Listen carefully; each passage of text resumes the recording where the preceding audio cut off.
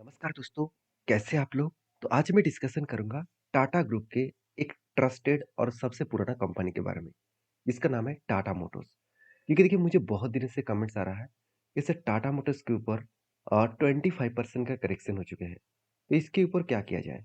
देखिए जितने सारे पॉइंट्स मुझे मिला और जिस कारण की वजह से मैं इस कंपनी के ऊपर मेरा व्यू पॉजिटिव है, वो मैं आपके साथ शेयर करूंगा कि मैं पॉजिटिव हूँ इस कंपनी के ऊपर और किस तरीके से इस कंपनी के ऊपर मुझे ग्रोथ मिला, तो सब कुछ मैं डिस्कशन करूँगा। साथ ही साथ टेक्निकली चार्ट पैटर्न्स में भी आपको बताऊँगा कि ये जो 25% का करेक्शन है, मतलब पीक लेवल से, टॉप लेवल से अगर देखूँ, तो ओवरऑल 25% के आसपास करेक्शन यहाँ पे हो चुके हैं।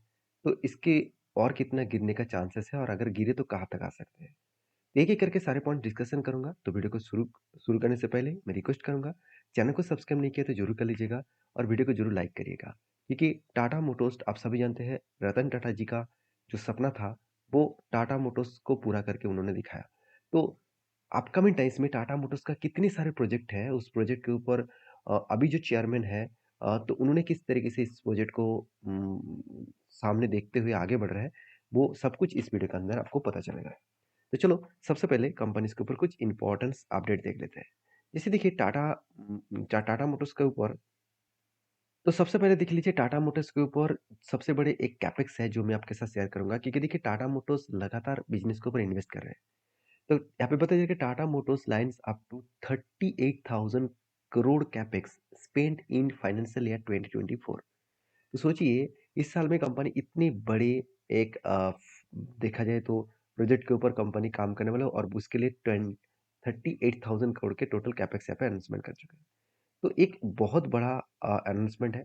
इस अनाउंसमेंट एक्चुअली किया गया है, बेसिकली बताया जा रहा है कि देखिए Tata Motors is lining up यहाँ पे कंसोलिडेटेड जो कैपेक्स है 38,000 करोड़, उनमें से आप देख सकते हैं जेएलआर के ऊपर जो है, मतलब सॉरी 3 बिलियन पाउंड जो है वो फॉर जेएलआर, मतलब जैगुआर एंड लैंड रोवर के ऊपर, and 8,000 crore for Tata Motors, मतलब 8,000 करोड़ सिर्फ टाटा मोटर्स के ऊपर इन्वेस्ट किया जाएगा। बाकी इसका जो मेन इन्वेस्टमेंट होगा वो है जैगुआर एंड लैंड रोवर के ऊपर, जो सबसे ज्यादा इस कंपनी के ऊपर रेवेन्यू जनरेट कर रहा है। टाटा मोटर्स का आपको लग रहा होगा कि बस ट्रक और गाड़ियां बेचकर ही पैसा मिल रहा है, ऐसे बिल्कुल नहीं। सबसे ज्यादा अगर उसको कुछ प्रोडक्ट के ऊपर रेवेन्यू मिल रहा है वो है जैगुआर एंड लैंड रोवर के ऊपर, और इसीलिए कंपनी का टारगेट है जेलर एंड लैंड रोवर के ऊपर वो काम करने वाला है।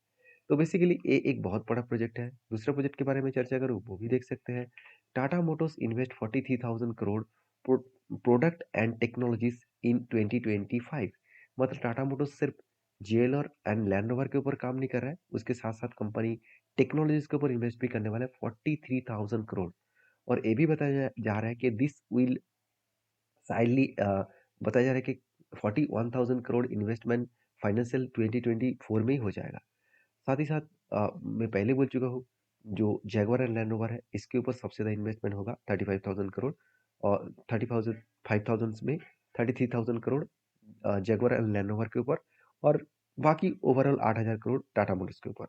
तो सीधा सीधा मैं कहूँ कि 43,000 करोड़ का इन्वेस्टमेंट कोई छोटा मोटा इन्वेस्टमेंट नहीं है, क्योंकि टाटा मोटर्स का टोटल मार्केट कैप कितना है, करीबन करीबन 3,35,000 करोड़, और इस 3,35,000 करोड़ में 40,000 करोड़ का इन्वेस्टमेंट, और वो भी कैपेक्स के लिए, मेरे हिसाब से बहुत ज़्यादा है। तो टाटा मोटर्स का सचमुच फ्यूचर में जितना ग्रोथ कंपनी कर चुके हैं, सिर्फ कंपनी 65 टू 67 रुपीज़ के आसपास चलने वाला कंपनी 1100 रुपीज़ तक, 1170 सॉरी 1180 रुपीज़ तक कंपनी जर्नी किया। ये जो जर्नी है 70 रुपीज़ से लेकर यहाँ तक जो जर्नी है, ये जर्नी जो हुआ है, तो क्या अभी ये जर्नी खत्म हो चुका है? क्या ये जर्नी रुक जाएगा और आगे नहीं बढ़ेगा? चलो एक-एक करके सारे पॉइंट्स देख लेते हैं। सबसे पहले कंपनी के ऊपर कुछ देखा जाए तो नया प्रोजेक्ट के बारे में चर्चा करूँगा। देखिए न्यू कार्स के ऊपर कंपनी काम करने वाले, जैसे टाटा मोटर हैव मतलब survival upcoming car including the Avinya Avinya. साथ ही साथ देखा जाए तो हरिहर के ऊपर ईवीज के ऊपर काम किया जाएगा, सफारी के ऊपर ईवीज के ऊपर काम किया जाएगा, पंच के ऊपर भी ईवीज के ऊपर काम किया जाएगा। तो इस तरीके से अलग अलग गाड़ी के ऊपर ईवीज के ऊपर सबसे ज्यादा काम किया जाएगा। अभी ईवीज के हिसाब से बताया जा रहा है कि Tata Motors plan to launch 6 more EVs March 2026, मतलब 2000 26 के मार्च मंथ से पहले ही टाटा मोटर्स और 6 गाड़ियाँ और वो भी ईवीज़ के ऊपर लॉन्च करने वाले हैं। एंड इसके लिए बताया जा रहा है कि करीबन 16,000 करोड़ का टोटल इन्वेस्टमेंट करने जा रहे हैं। साथ ही साथ 18,000 करोड़ का टोटल ईवी डिवीजन के ऊपर यूज़ किया जाएगा, वो भी 2009 सॉरी 2020 सॉरी 2029 से लेकर 30 तक। तो ये जो टाइम ऑफ पीरियड है उसमें 18,000 करोड़ का और भी इन्वेस्टमेंट किया जाएगा। तो सोचिए कितना ज़्यादा इन्वेस्टमेंट किया जा रहा है। साथ ही साथ सस्टेनेबिलिटी जो है, बताया जा रहा है कि टाटा मोटर्स के ऊपर जो सस्टेनेबिलिटी है, वो मोबिलिटी, साथ ही साथ सेफ्टी, अ, इमिशंस, तो इस तरीके से इको फ्रेंडली जो मटेरियल्स है, उसके ऊपर स्टेबिलिटी कंपनी यहाँ पे बनाए रखेंगे। अभी ये भी बताया जा रहा है कि नेट जीरो इमिशंस मतलब टाटा मोटर का टारगेट है 2045 के अंदर अंदर टाटा मोटर्स पूरा जीरो इमिशंस के ऊपर काम करेंगे, मतलब जो पॉल्यूशन है उसको जीरो करने वाले हैं। अभी पॉल्यूशन जीरो कहाँ से होगा? वो अ, पेट्रोल डीजल कार गाड़ियां को बंद करेंगे, उसके जगह पे ईवीज और भी नया कुछ टेक्नोलॉजी के ऊपर काम करने वाले हैं। तो सोचिए सीधा सीधा मैं कहूँ तो आप खुद ही देख सकते हैं कि टारगेट क्या है, हाइड्रोजन के ऊपर काम करना, तो बायोफ्यूल्स के ऊपर काम करना, साथ ही साथ ईवीज के ऊपर तो है ही, क्योंकि रेन्यूएबल एनर्जी एनर्जी के माध्यम से वो चार्जिंग स्टेशन भी बना रहा है, क्योंकि Tata Tata Motors big deal कर चुके हैं टाटा पावर के साथ। ठीक है, टाटा पावर क्या करने वाले हैं, 1 लाख चार्जिंग स्टेशन बनाएगा 2025 तक, और वो भी सिर्फ के सिर्फ उसकी गाड़ियां चार्जेस करने के लिए, चार्जिंग करने के लिए। तो इलेक्ट्रिसिटी जो जनरेट होगा वो सोलर के माध्यम से है, तो जिसके कारण जो इसका पॉल्यूशन वो जीरो हो जाएगा। तो यही टाटा मोटर्स का टारगेट है। तो रतन टाटा जी ने जिस तरीके से सोचकर बिजनेस को आगे बढ़ाए थे, अभी जो चेयरमैन है चंद्रशेखरन जी, उन्होंने उनका भी टारगेट सेम टू सेम है, क्योंकि उनका भी थिंकिंग यही है कि रतन टाटा जी जिस तरीके से इसको बिल्डअप किया है उसी तरीके से इसका भी बिल्डअप होने वाला है। तो कंपनी के ऊपर ऊपर कुछ इंपॉर्टेंस पॉइंट देख लेते हैं जो कंपनी को आगे कितना बढ़ा सकते हैं। सबसे पहले देख लीजिए टाटा मोटर्स का टोटल जो वैल्यूएशन है वो मेरे हिसाब से एकदम सस्ता देखने को मिला। कंपनी के थोड़ा सा कर्जा है, फिर भी देखिए पहले जितना कर्जा था उससे थोड़ा सा कम हुआ।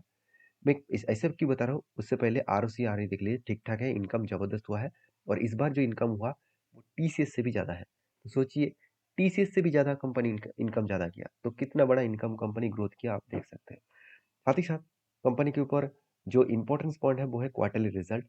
तो इस बार क्वार्टरली अभी तक रिजल्ट नहीं आया, तो पिछले बार के रिजल्ट को देखो तो कंपनी ठीक ठाक रिजल्ट मेंटेन कर रहा है, क्योंकि देखिए कंपनी पहले जो लॉस मेकिंग कंपनी था वो धीरे धीरे करके प्रॉफिट में आया, ये सबसे बड़ी बात है। साथ ही साथ देखा है तो कंपनी के ऊपर जो ग्रोथ है, सेल्स एंड प्रॉफिट ग्रोथ वो बहुत स्ट्रांग है, 18% का सेल्स ग्रोथ एंड 200% का प्रॉफिट ग्रोथ, तो कई गुना प्रॉफिट ग्रोथ को यहाँ पे इंक्रीज कर चुके हैं।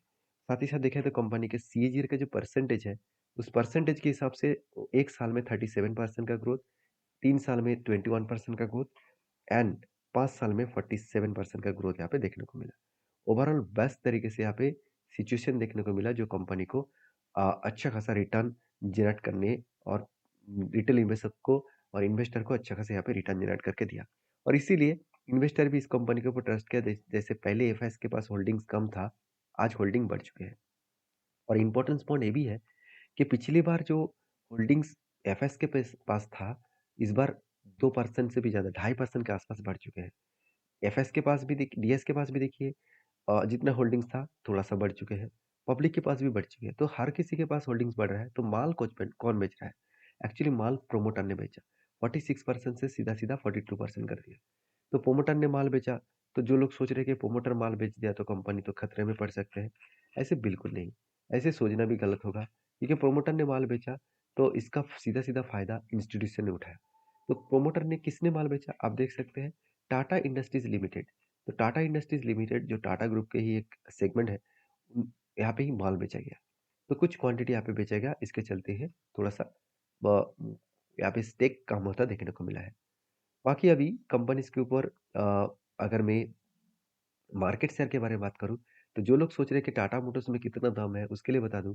देखिए केमिकल जो सॉरी वापस जाता हूँ, कमर्शियल जो व्हीकल्स है उसके ऊपर 33% मार्केट शेयर इसके पास है। इलेक्ट्रिक बसेस के ऊपर 47% मार्केट शेयर अभी भी इसके पास है। इलेक्ट्रिक इंटेक इतना बड़ा प्लेयर होकर भी टाटा मोटर्स के साथ टक्कर वो नहीं दे पाएंगे, क्योंकि टाटा मोटर एक जायंट कंपनी है। इलेक्ट्रिक व्हीकल के ऊपर 68% मार्केट शेयर है, वो भी फोर व्हीलर के ऊपर। यहाँ पे परसेंटेज ज़्यादा था, थोड़ा सा कम हो गया क्योंकि बाकी कंपनीज भी मार्केट में उतर चुके हैं। तो और भी मारुति आएगा तो और भी यहाँ पे परसेंटेज कम होने वाला है। लाइट कमर्शियल व्हीकल के ऊपर 49% एंड साथ ही साथ मीडियम हेवी व्हीकल्स के ऊपर 58% एंड पैसेंजर व्हीकल्स के ऊपर 12%। देखिए टाटा मोटर्स का एक बात मुझे बेस्ट लगता है कि टाटा मोटर्स सबसे पहले नया प्रोजेक्ट के ऊपर काम करते हैं। देखिए ईवी सबसे पहले टाटा मोटर्स ने मार्केट के ऊपर लॉन्च कर दिया और सस्ते दामों में लॉन्च किया। जो टेस्ला बहुत ज़्यादा प्राइस लेकर मार्केट में लॉन्च करने वाले थे। तो उसका सीधा-सीधा फ़ायदा टाटा मोटर्स ने कर लिया। तो टाटा मोटर्स सबसे पहले आगे प्रोजेक्ट के ऊपर काम करते हैं तो उसका सीधा-सीधा फ़ायदा मिल जाता है। तो बाकी टाटा मोटर्स के ऊपर टेक्निकली चैप्टर्स देखना पड़ेगा, बहुत इंपॉर्टेंस लेवल है क्योंकि अगर अगर ये लेवल टूटे तो बहुत बड़ा फॉल हो सकते हैं। क्योंकि देखिए कंपनी के ऊपर लगातार एक बिग बाउंस देखने को मिला था क्योंकि जब यहाँ पे कंपनी देखिए जब कोविड के टाइम में यहाँ पे नीचे आया था, उसके बाद रिकवरी भी किए, यहाँ पे कंपनी मतलब होल्ड किया था, यहाँ पे एक पैटर्न बना था। कुछ पैटर्न्स इस तरीके से फ्लैग विथ पुल जैसे पैटर्न बने। मतलब इस तरीके से पैटर्न को कहा जाता है अ, फ्लैग विथ पुल। सो तो यहाँ पे फ्लैग बने और इसके बाद यहाँ पे पुल बने। तो उसके अगेंस्ट में जब ब्रेकआउट होता है तो एक बड़ा धमाका होता है। तो ओवरऑल बात करूँ कंपनी को जहाँ पे टॉप एवन पीक लेवल है, इस लेवल को कंपनी जब ब्रेकआउट किया, तो एक मैसिव जंप यहाँ पे देखने को मिला। तो क्या उसी तरीके से फिर से एग्ज़ाम होने वाले हैं? देखिए लंबा जर्नी तो कंपनी कर चुके हैं। अभी जो टॉप लेवल से जो करेक्शन हो रहा है, तो उसके हिसाब से वॉल्यूम भी हाई है। तो नेगेटिव वॉल्यूम हाई होने का मतलब है सेलर प्रेशर भी है। तो सेलर माल बेच रहा है। तो देखा जाए तो कंपनी के ऊपर यहाँ पे एक स्ट्रांगली क्या है, एक सपोर्ट लेवल है। एक सॉरी स्ट्रांगली यहाँ पे एक सपोर्ट लेवल है, जो सपोर्ट लेवल कंपनी को यहाँ पे बार-बार रीटेस्ट करा रहा है। तो बार-बार यहाँ पे देखिए यहाँ पे भी सपोर्ट था, यहाँ पे भी सपोर्ट था, यहाँ पे भी सपोर्ट है। मतलब इस सपोर्ट लेवल कंपनी के लिए एक स्ट्रांगली सपोर्ट लेवल है। अगर इस सपोर्ट लेवल को ब्रेक डाउन करे तो एक बड़ा फॉल हो सकता है और नेक्स्ट फॉल जो होगा वो कुछ इस तरीके से लेवल्स में हो सकते हैं। इस तरीके से लेवल्स में हो सकता है क्योंकि ये लेवल कंपनी के लिए क्रूशियल लेवल हो सकता है। तो मुझे नहीं लग रहा कि इतना बड़ा फॉल होगा। हाँ, अगर ग्लोबली मार्केट में प्रेशराइज़ हो, तो इस कंपनी के ऊपर भी बड़ा फॉल देखने को मिल सकता है। तो बाकी मेरा व्यू अभी कोई भी स्विंग बेसिस में नहीं है क्योंकि यहाँ पे जो ट्रेड बना, यहाँ पे जो रेंज बना, अगर उस रेंज पे भी मार्किंग करूँ, तो मेरे हिसाब से यहाँ पे कोई एंट्री पॉइंट्स मुझे नहीं मिलेगा। तो जो सिचुएशन यहाँ पे क्रिएट हुआ है, कुछ इस तरीके से एक सपोर्ट लेवल है। पहले सपोर्ट लेवल 910 का था, अभी दूसरा सपोर्ट लेवल 800 के आसपास रहेगा और तीसरा सपोर्ट लेवल 600 के आसपास रहेगा। ये 3 कुछ लेवल्स है, इस लेवल को फॉलो अप करिए।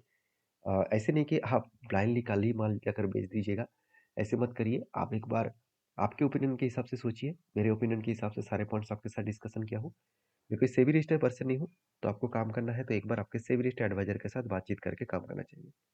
अगर जानकारी अच्छा मिले, तो प्लीज़ लाइक करना क्योंकि इसी तरीके से मैं वीडियो आपके साथ शेयर करता रहूँगा। अगर आप किस कंपनी के ऊपर वीडियो देखना चाहते हैं, वो भी मुझे कमेंट्स करके बता सकते हैं। मिलते हैं नेक्स्ट वीडियो में, तब तक के लिए धन्यवाद।